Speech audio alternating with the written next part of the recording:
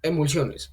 Las emulsiones son dispersiones de dos líquidos imisibles. La imisibilidad hace referencia a una sustancia que no se disuelve, es decir, que queda en fases separadas o formando una suspensión. Partiendo de este punto, la emulsión está compuesta por dos fases líquidas. Un líquido, que es la fase dispersa, el cual es dispersado en otro, que es la fase continua o fase dispersante, ya que es donde se da la formación de partículas en el medio. Este proceso de mezclar líquidos para formar una emulsión se denomina emulsificación. Por tanto, las emulsiones son mezclas de dos líquidos que tienen características de no disolverse entre sí. Muchas emulsiones son de aceite-agua, con grasas alimenticias como uno de los tipos más comunes de aceites encontrados en la vida diaria. El límite entre las fases se denomina interfaz. Las emulsiones tienden a tener un aspecto turbio porque las interfaces de muchas fases dispersan la luz a medida que pasa a través de la emulsión.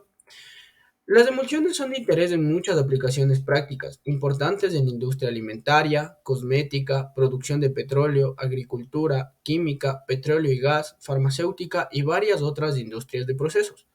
Algunos ejemplos de dichas emulsiones en la industria alimentaria son la leche, la margarina, la crema, el helado, el aderezo para ensalada, la mayonesa, etcétera. Como podemos notar, la mayoría de emulsiones se usan por lo general en la industria alimentaria y a medida de los años ha empezado a tener un mayor valor el uso de la emulsión en la industria. Al hablar de las emulsiones también debemos tratar lo que es el balance hidrofílico y lipofílico. Este balance estudia la naturaleza de los componentes de una emulsión, agua-aceite, es decir, los factores físicos y químicos que han actuado durante su formación, así como también de factores físico-químicos, los cuales se ven rodeados en las características de dichos líquidos para formar una emulsión. En específico, basándose en un estándar de cualquier surfactante para la formulación de las emulsiones. Esto está basado en el concepto que nos impartió Griffin, el cual nos da en medida las características del grado en el cual una sustancia es hidrofílica o lipofílica, el cual se determina por el cálculo de valores para las diferentes regiones de la molécula. Preparación de emulsiones. Existen diversos métodos de preparación de emulsiones. Los métodos más convencionales son la agitación mecánica o la homogenización a alta presión, aunque también pueden prepararse mediante el uso de molinos coloidales o mediante técnicas más novedosas, que permiten controlar el tamaño de la gota, como es la emulsificación con membranas o el uso de microcanales de flujo focalizado. Los principales equipos utilizados en la industria para una emulsión son en emulsificantes tipo ancla, turbina hélice o coloidales, y en homogenizantes a presión o ultrasónicos. Vamos a ver la metodología más empleada para fabricar una emulsión. Primero se pesa de forma separada la fase acuosa y oleosa. Luego calentamos la fase oleosa hasta el punto de fusión. Después se agregará la fase acuosa sobre la oleosa, controlando la adición, agitación y duración de forma individual. Si se realiza bajo calor, la agitación deberá permanecer durante toda la fase. Se añade el principio activo dependiendo de sus características físico-químicas y finalmente se realizan los procesos de limpieza, los cuales son independientes en cada caso. Después de esto se evalúa la calidad de emulsión bajo los siguientes puntos: características organolépticas, verificación de peso, pH, viscosidad y control microbiológico. Estabilidad de las emulsiones. Las interacciones entre las moléculas de la superficie activa y las interfaces agua-aceite son las principales responsables de la estabilidad de la emulsión. Una emulsión es una preparación termodinámicamente inestable, razón por la cual deben tenerse en cuenta sus características químicas y físicas para que ésta permanezca intacta durante su vida útil. No debe haber un cambio apreciable en el tamaño de partícula o distribución de tamaño de los glóbulos de la fase dispersa, y estos deben permanecer uniformemente distribuidos en el sistema. La inestabilidad en la emulsión puede darse como cremado, maduración de Oswald, sedimentado, coalescencia o foculación, los cuales podemos ver en el gráfico. Las emulsiones, aunque termodinámicamente inestables, pueden presentar cierta estabilidad en el tiempo dependiendo de sus componentes. Para lograr esto, se utilizan agentes estabilizantes o emulsionantes. Propiedades de las emulsiones. Propiedades físicas. La solubilidad de una emulsión es determinada por la fase continua. Si la fase continua es hidrosoluble, la emulsión puede ser diluida con agua. Si la fase continua es oleosoluble, se puede disolver en aceite. La viscosidad de una emulsión se da cuando hay un exceso de la fase continua. Al aumentar la proporción de la fase interna, aumenta la viscosidad de la emulsión, hasta un punto en que ésta deja de ser líquida.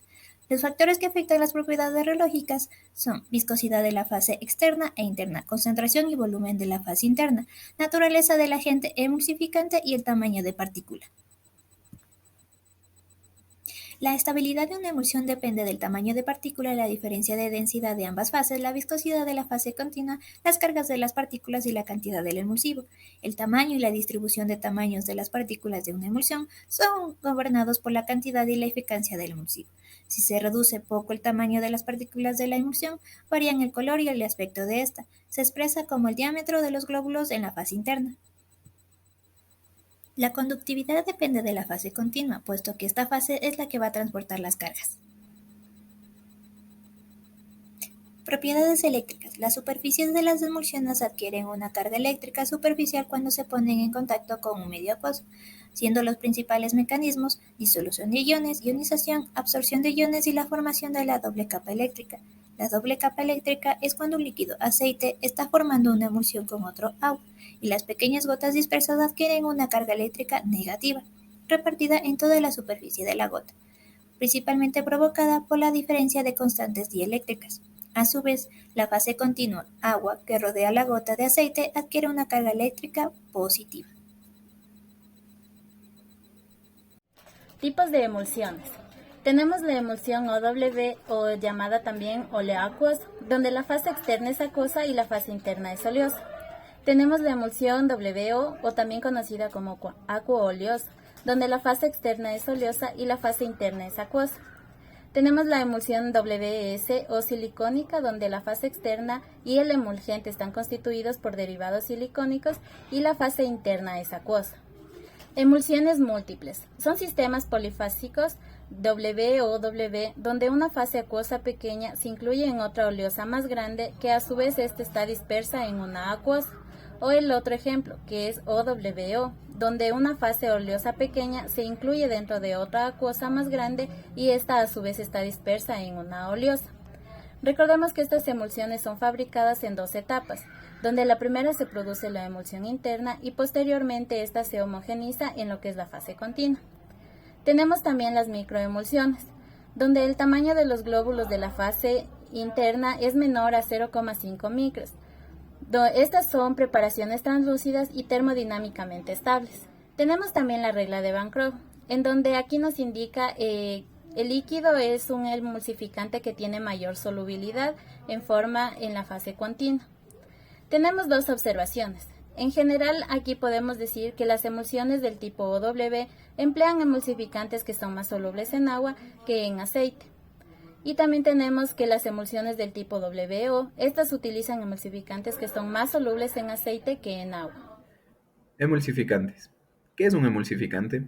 Un emulsificante es una sustancia química que se utiliza para estabilizar y mantener una mezcla estable de dos líquidos inmiscibles como el aceite y el agua, por ejemplo. Actúa reduciendo la tensión superficial entre los líquidos y permite que se dispersen de manera uniforme, formando una emulsión. Los emulsificantes son esenciales en la preparación de productos que requieren una mezcla uniforme de ingredientes que normalmente no se mezclarían fácilmente, como en alimentos, productos cosméticos, farmacéuticos e industriales. Ayudan a mantener la apariencia y la textura deseada, mejorando la estabilidad y la duración de las emulsiones. La elección de un emulsificante depende del sistema emulsionar, del grado de estabilidad requerido y de las condiciones de uso final. Dentro de las aplicaciones de los emulsificantes tenemos en alimentos el mono y diglicéridos, comúnmente utilizados en productos horneados, productos lácteos y margarinas para mejorar la textura y estabilidad. Como la lecitina también, un emulsionante natural que dispersa las moléculas de grasa en soluciones acuosas. Dentro de la farmacéutica tenemos los polisorbatos, comúnmente utilizados como solubilizantes y emulsionantes en medicamentos inyectables y cremas tópicas. Los polietilenglicoles, utilizados como emulsionantes y solubilizantes en medicamentos orales y tópicos. Cosmetología, el gliceril estearato, un emulsificante natural derivado de la glicerina y el ácido esteárico, comúnmente utilizado en lociones y cremas, y el sorbitan olivate, un emulsificante natural derivado del aceite de oliva, y el sorbitol, comúnmente utilizado en cosméticos naturales. En cuanto a los agentes emulsificantes, estos pueden ser naturales, sintéticos y sólidos finamente divididos. Los naturales, estas son sustancias que provienen de fuentes vegetales, como por ejemplo el chondrus, los alginatos, la goma arábiga y la pectina. Y también tenemos de origen animal, como por ejemplo la caseína, la noína, el colesterol y la lecitina. En cuanto a su composición química, esta es muy diversa, por lo tanto su uso depende de un compuesto específico del mismo. También tenemos los agentes sintéticos. Estos tienen propiedades hidrófobas y también tienen propiedades hidrófilas. Estas propiedades permiten reducir la tensión interfacial entre la fase oleosa y la fase acuosa. Se encuentran en diferentes tipos iónicos, como por ejemplo los aniónicos, como el dodecil sulfato sódico, y también los catiónicos, como por ejemplo el cloruro de benzalconio. También tenemos de tipo no iónico, como por ejemplo el monoasterato. En cuanto a los sólidos finamente divididos, estos se usan con mayor frecuencia en la industria farmacéutica. Por ejemplo, tenemos la bentonita y el begum. Estos tienen que utilizarse conjuntamente con surfactantes para preparar emulsiones de tipo aceite en agua. Y estos también se emplean con mayor frecuencia para preparar lociones o cremas. Los tipos de emulsificantes. Los emulsificantes aniónicos son aquellos que en solución se ionizan, pero considerando el comportamiento de sus grupos en solución, el grupo hidrófobo queda cargado negativamente. Están constituidos por una cadena alquílica lineal o ramificada que va de entre 10 a 14 átomos de carbono, y en su extremo polar de la molécula se encuentra un anión. Estos son derivados del ion sulfato. Los emulsificantes catiónicos, en cambio, son aquellos que en solución forman iones, resultando cargado positivamente el grupo hidrófobo de la molécula. Como representante de este grupo se encuentra el bromuro de acetilamonio y pues en general son compuestos cuaternarios de amonio o una amina grasa en medio ácido. Los emulsificantes no iónicos, en cambio, son aquellos que sin ionizarse se solubilizan mediante un efecto combinado de un cierto grupo de solubilizantes débiles, es decir, los hidrófilos, tales como el enlace tipo éter o grupos hidroxilos en su molécula. Este comportamiento de los emulsificantes se debe al carácter dual de las moléculas, es decir, el grupo hidrófilo y el grupo lipófilo. Es así como el antagonismo entre estas dos secciones de su molécula dan un equilibrio entre ellas, que es la que da al compuesto a sus propiedades activas de superficie. El grupo hidrófilo ejerce un efecto solubilizante y tiende a llevar a la molécula a disolución completa. En cambio, el grupo hidrófobo, debido a su insolubilidad, tiende a contrarrestar la tendencia del otro. Aún así se logra el equilibrio adecuado entre estos dos grupos, se ve que la sustancia no se disuelve por completo ni tampoco queda sin disolver del todo, concentrándose en la interfase de sus moléculas orientadas de tal forma que los grupos hidrófilos se orientan hacia la fase acuosa, mientras que los hidrófobos a la no acuosa o a la fase de vapor.